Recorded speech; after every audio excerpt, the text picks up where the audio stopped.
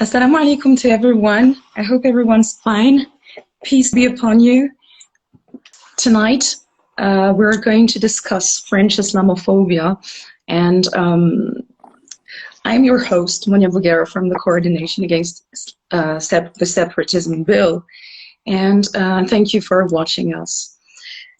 Tonight, today we're going to discuss the rise of Islamophobia, as I said, because recently some amendments were voted by the French Senate, banning women under the age of 18 to wear the hijab, banning Muslim mothers to participate in their children's extracurricular activities or school trips, banning Muslim women from wearing a burkini in public swimming pools, etc. So to discuss this subject, we have the pleasure to welcome Chima El Bialy. Do I say your name right? Yeah, it's Chima actually. Chima, okay, I'm sorry. Chima El Bialy, you're a journalist, and Maria de Cartena, who is a human rights activist. So, well, could you please tell us a little bit about yourself, what you're doing, and yeah, basically, how do you fight Islamophobia, for instance? Do you want to start, Maria, or should I go first? Go first. Okay, Bismillah. Assalamu alaikum, everyone. Peace be upon you, and thank you so much for hosting this very important live on such an important topic. So yeah, my name is Chima. I'm a journalist, based in London, in UK. I've been working as a broadcast journalist for over 10 years. And basically, I'm also a French Muslim woman of Algerian origins, Algerian Egyptian origins. So I was born and grew up in France, in the suburbs of Paris. So Islamophobia in France is something I have experienced.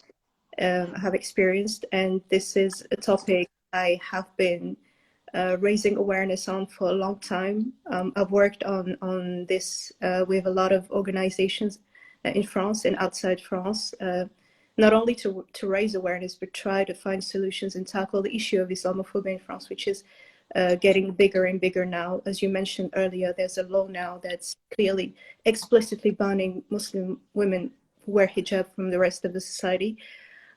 So I've been involved in a lot of actions and signing petitions and calling out our politicians and even the media in France on the ongoing Islamophobia in the country. I've written about it for NBC News, for other media outlets, to also try to raise awareness on an international level, because people outside France are not necessarily aware of what's happening there. So it's important, hence the need to have such events, live events, and to speak to an international audience, English-speaking people, about what's going on in France. So this is where I'm at now. Thank you very much, Chima. What about you, Maria? What can you talk about us a little bit about yourself? Of course. Assalamu alaikum. Good evening, everyone. My name is Maria. I'm a human rights activist. I joined the Coordination Against Separatism law a few months ago. I also have experienced Islamophobia because I'm French. I'm French Algerian. I live in France. And I also used to live in the United Kingdom in the past because I studied law there. So I have the possibility to compare the huge difference that we have between France and the United Kingdom for life of the Muslim between France and the UK. Thank you very much, Maria. Now, I have a few questions to ask you guys. My first question is about the image of France outside our borders. I mean, internationally. What image does France have around the world, according to you? So I think it's like I said earlier, I don't think that everybody is aware of what's going on in France. like for me as a journalist, I meet a lot of people in the media industry who ask me questions about, for example, this separatism bill, because they are not aware of what's going on and how did we come to this conclusion, to this consequence. So I have to explain to them literally why there is such Islamophobia in France, the history of France with a former which is a former colonial empire, colonized Algeria, the long-standing Islamophobia and the long-standing history of hatred towards Muslims in France. This is not something new. People are now very surprised about it, and it's like the world is discovering that France is a territory of Islamophobia. Before us, it's nothing new. Like I'm 37 years old. I grew up in France, and Islamophobia has always been part of my life, so to speak. So on an international level, is really like the lack of awareness, the lack of information, the lack of basic understanding of what is happening in France. And I'm kind of glad to be able to do that as a journalist and also as an activist. But it's quite, people are very intrigued because they don't understand. Because France has the tendency to introduce itself as the country of human rights. Until today, they say, they like to brag about it, and they say we are the country of human rights. But for us, it's very phony. I don't see it as a country of human rights, because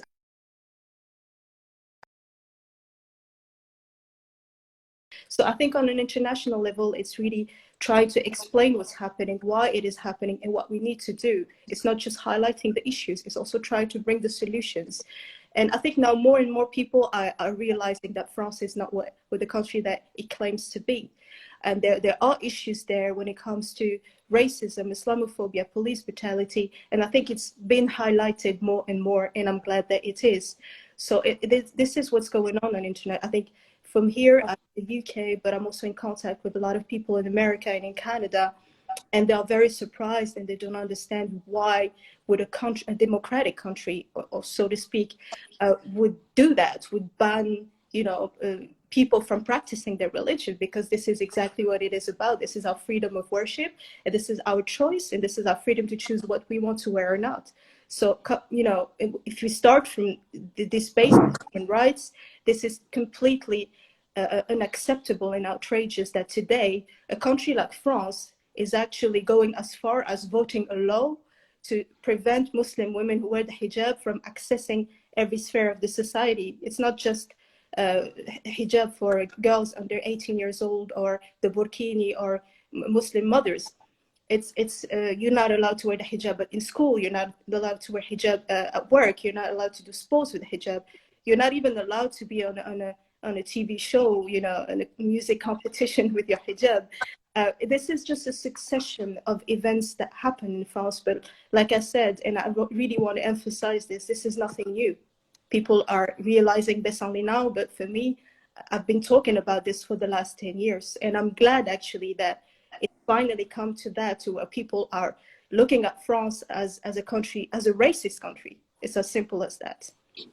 Thank you very much, Chima. What about you, Maya? Do you think that the awareness around internationally is growing about French Islamophobia? Right. First of all, I totally agree with what Chima said before. France indeed benefits from non-Muslim population abroad, from the image of a country of human rights and enlightenment, in which the notion of freedom and equity have been associated. Obviously, we as a French Muslim are well positioned to know and to consider that it's the statement. And in another hand, when we question Muslims minority, for instance, in the UK or Canada or another Western country, they observe with concern the situation of Muslims in France, and especially the fact that the Muslim women do not have the right to go to school, middle school and high school since 2004, because the hijab is banned there. So yes, I think everything that is happening in France, it was something that most of the Muslim population first noticed, and now it's more and more something that it's notified by non-Muslims abroad.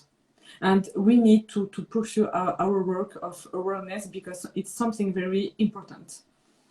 All right, thank you very much. Is it true, according to you, that the situation of the Muslim minority in France is the same as the situation of Muslim in other Western countries? Definitely not. Firstly, there is in France a real Islamophobic legal arsenal. We have laws that are exclusively directed against Muslims in France. If I may, let me present you a few examples to argument that. So we have the law of 2004 prohibiting Muslim women wearing hijab at school, middle school, and high school, as I was saying earlier. We have also the law of 2010 banning the Muslim women to wear the niqab. We had a ministerial circular in 2012 banning Muslim mothers wearing hijab to go with their children to school trips. And now we have the separatism law, which is more broader. This law, so the separatism law, separatism bill, is stigmatizing Muslims in France because it's a bill that aims to restrict the ability of Muslim minority and all Islamic organizations to act. This means that a number of activities will be more difficult, even impossible for Muslims in France. And if I summarize the impact that this bill will have for Muslims, this law will ban homeschooling for Muslims. The religious practices of Muslims in France will be monitored. Muslim NGOs and associations will be also strictly monitored because the government will have a greater power to dissolve and close the associations. In addition to that, imams will have to sign a charter called the Imam Charter, forbidding them to speak about political matter in their speech or to speak about Islamophobia. This is something that will be criminalized after the bill will pass. So they will not be able to speak about state Islamophobia. That's something it's atrocious for me. In this law, we have the ban for Muslim mother who wears a hijab to accompany their children on school trips also. So now it's in the law. The ban for women wearing the hijab from participating to national and international sport competitions. The ban of the burkini in swimming pool and public places, so that means even the sea or the beach. The ban of the hijab for the minor under 18. So the aim of this law is to dismantle all visible Muslims' religious expression or political expression. Even without laws, in the state Islamophobia, thousands of Muslim women are prevented from working, prevented from granting the validation of their diploma with an internship, for instance. Muslim women are also prevented from practicing the sport, and they are quite simply prevented from having a social life, from being free and from living their life and their dream. So this is also, there is also in France an Islamophobic atmosphere in France. Remember that more than a quarter of the voters voted for Marine Le Pen party in the last presidential elections. So, and in addition to that, the other parties are not much less Islamophobic. And the proof is that all the freedom destroying laws were voted by traditional parties and even left parties. So all these things are showing how Muslims are living in this country that I call a country, Islamophobic country, and a country where there is a state Islamophobia and systemic racism. Right. What about you, Chima? What do you think from your perspective, since you live in the UK, and as you said earlier, you are French-born? How do you think that our situation is different? Is it any different from what the Muslim minority is living in the UK or in other European countries or Western countries? Yes, I mean, definitely different. I mean, there's no comparison for me. And I have to say, I agree with a lot of the things that Maria just said. You raised very important points here. But to answer your question, of course it's different. There are no laws here in the UK that bans hijab. I'm not saying there's no Islamophobia or racism. We're not living in an ideal society. There is racism. There is Islamophobia. Minorities are targeted. We've seen that with the Black Lives Matter protests recently. There are issues in the society, but unlike France, there is no institutionalized racism in the sense that there are no laws here that would ban hijab in school or at work or from sports or any other place. It is actually against the law here to discriminate someone according to their religion, race, sexual orientation, and it's allowed here to collect such data, which is something that we don't have in France, because it's actually a very practical way for us to say, because we don't have ethnic data, means that we don't have racism, because there is no race. And that we don't want to admit that we have a race issue, and we don't want to tackle those problems. But here in the UK, like I said, it's not the ideal society, but Alhamdulillah, all praise is due to God. I can work with my hijab. My kids go to school and their teacher wears the hijab. You see police officer wearing hijab. You see doctors wearing hijab. You see sisters wearing hijab and niqab everywhere. And no one is questioning their right to exist in the society. And even if they do, there is the law that will, sanction them if they do that. And it's something that's taken very seriously.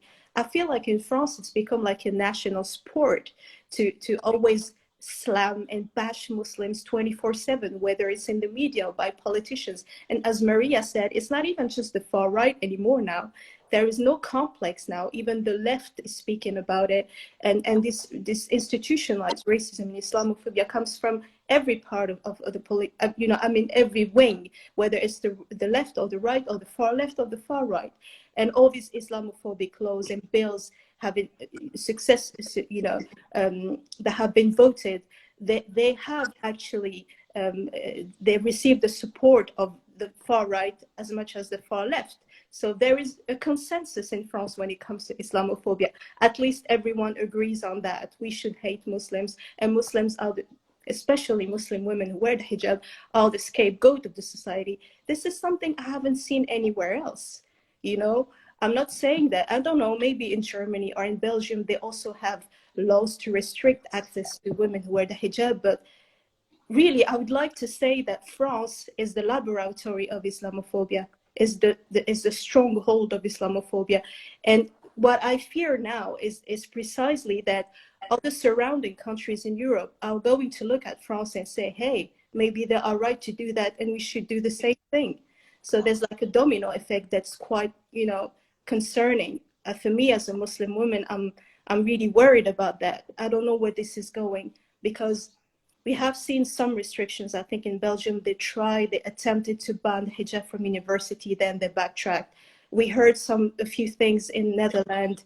I think that the niqab was banned in Denmark as well. So let's not assume that such things can only happen in France, because it might happen elsewhere. But for the moment, as I'm speaking now, I cannot draw any comparison with what's going on in France and the UK, for example. I'm speaking the UK because this is where I live.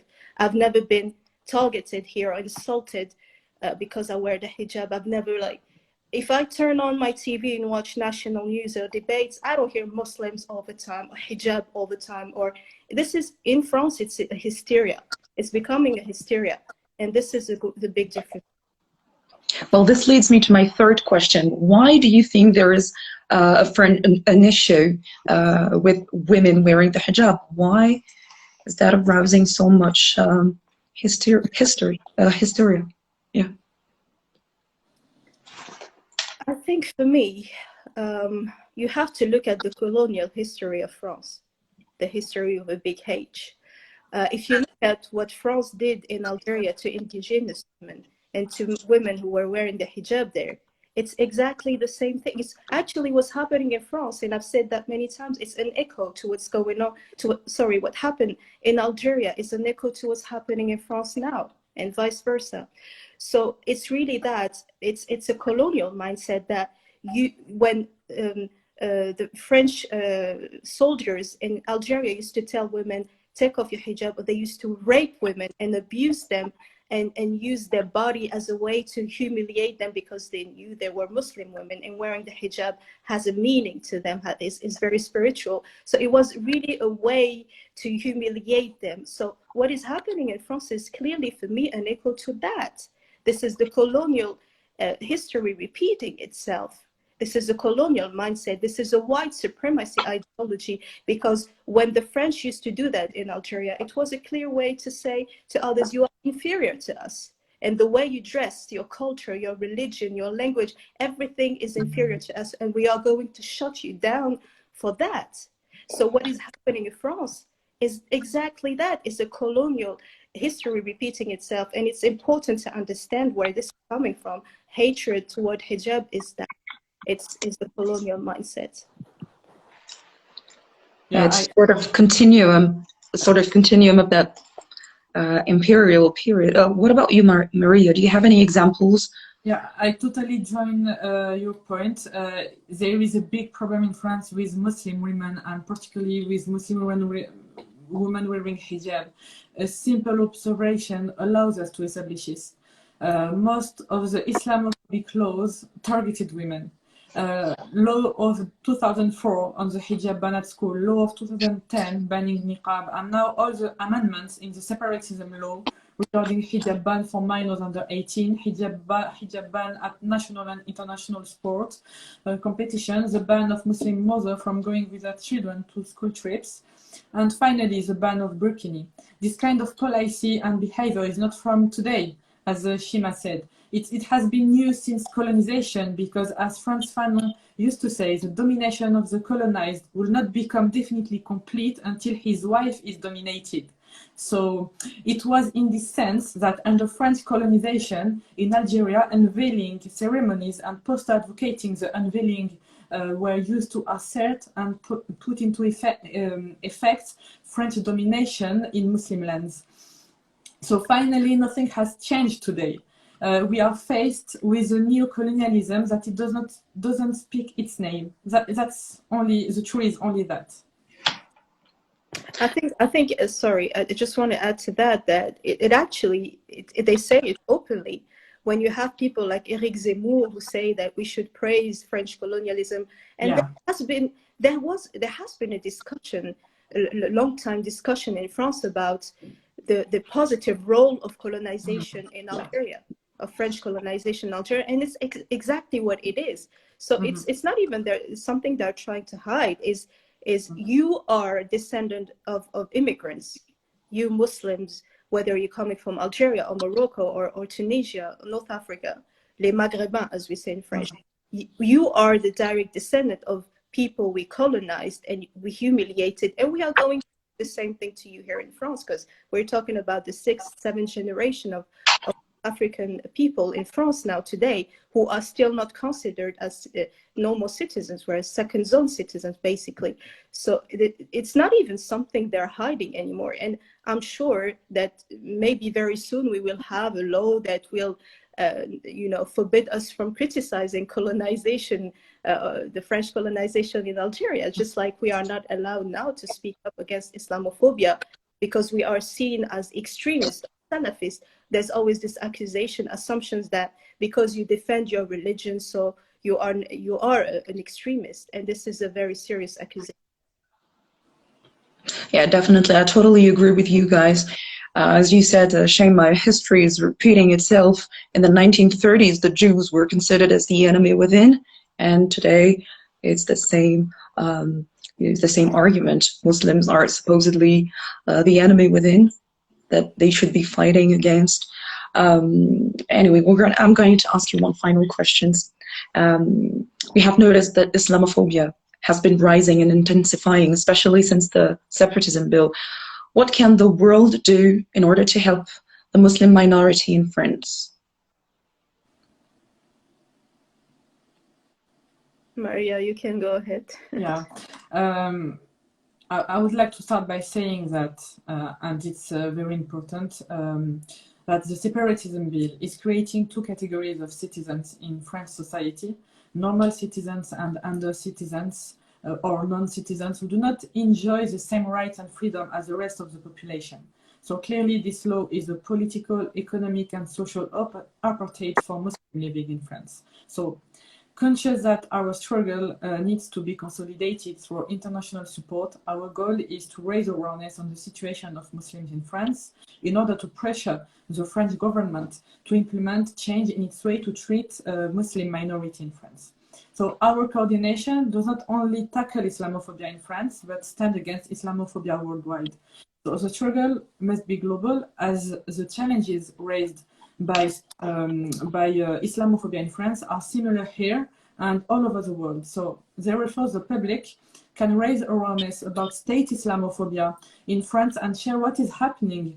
The public has to support us by joining all the action taken, such as action on social media, or public gathering, demonstration, conferences, and more broadly by informing people around them about the situation of Muslims in France. And for all this reason, we urge everyone here and all people hearing us today to support the coordination against separatism law. And finally, I conclude by saying that we need to be united against the separatism law and Islamophobia in general. Thank you very much. What about you, Chima? What do you have to say? Oh, there's so much to say. There's so much to do as well. I mean, there's a lot we can do, like starting, of course, by doing what we're doing now, which is speaking and raising awareness, because this is really where it starts. And like I said,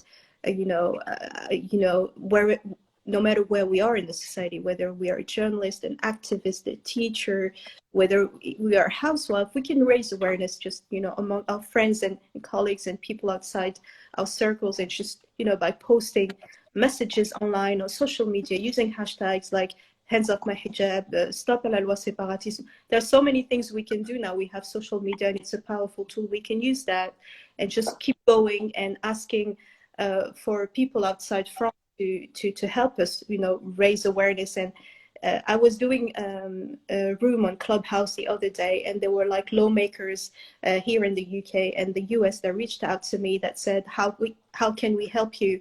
There's even a person who works for the United Nations saying that there might be something we can do with other organizations in America, like CARE, and other, human rights organizations and Muslim organizations in other countries, just coming together and creating, big action, exactly, to pressure the French government to backtrack, basically, and to stop harassing Muslim women. That there are a lot of things we can do, and I think just like small steps make big changes. What I would like to say as well, I don't know how long we still have in this live, but there's something that's very important, and I would like people to understand that, because what is happening now in France with the separatism bill, and I've said that in the beginning, is nothing new, right? So this is a succession of a series of Islamophobic laws against the Muslims, and Maria, you've named quite a few of them. So we are here in a situation that is part of a global Islamophobic agenda. We have to say that it's the reality, and we understand there's a context in France as well, like upcoming presidential elections. And Emmanuel Macron is looking at seducing the far right electorate and voters, and he's trying to attract that kind of vote because he sensed that Marine Le Pen, the far right leader figure, is making big advances. So he's worried that she might win if he is, if he decides to be a candidate in the upcoming elections, which he might actually do. So there's a fear and there's a political agenda behind it, which is like very populist. So we are trying to attract the kind of voters that will vote for them by again and again taking Muslims as targets and scapegoats, because this is just what they do. And the French government, the actual French government of Emmanuel Macron, has a very disastrous. They haven't been doing enough for the economy. They haven't been managing the pandemic, the coronavirus pandemic, the way they should.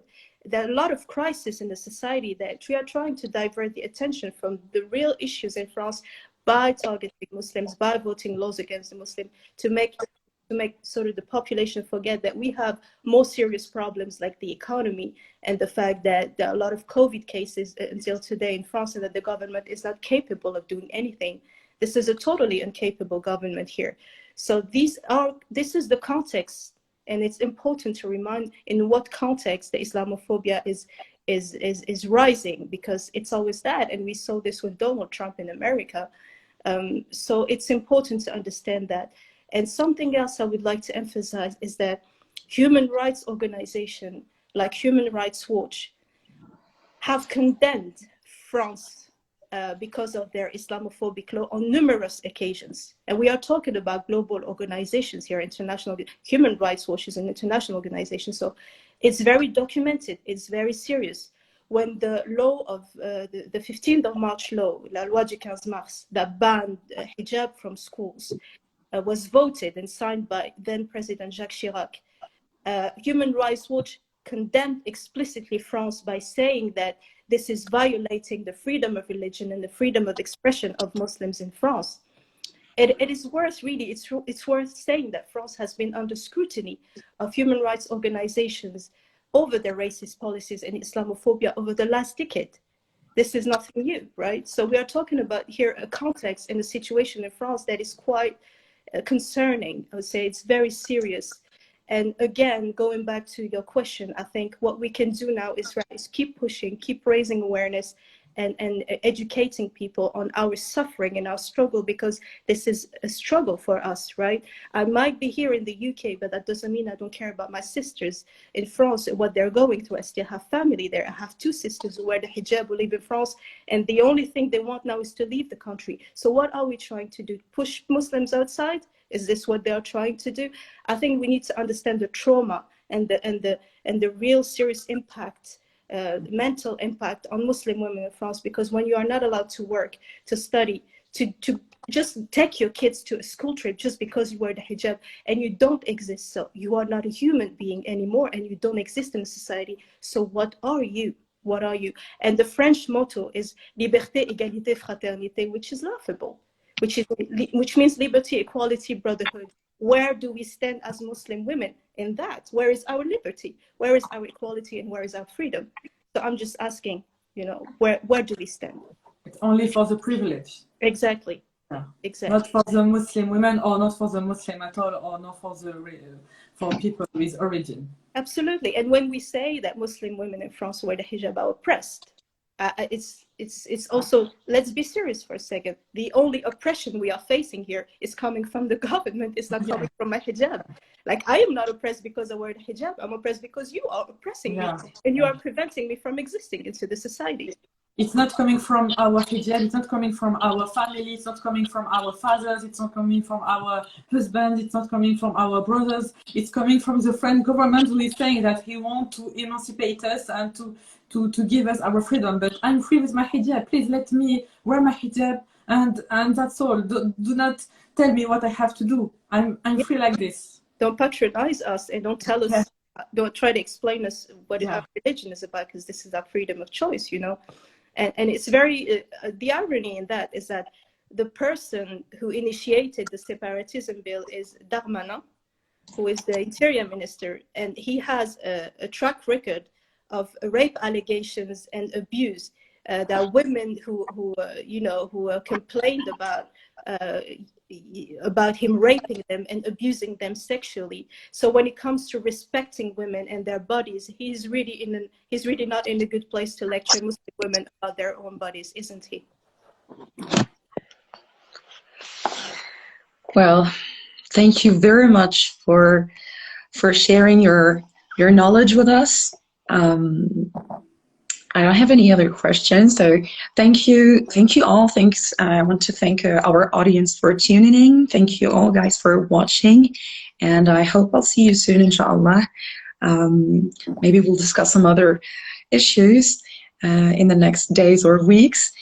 Thanks again. We really do appreciate your being with us tonight. Assalamu alaikum. Peace be upon you all. Good night. Thanks to you for inviting us today. Thank you very much. Jazakumullah khair. My pleasure. Bye. Cool.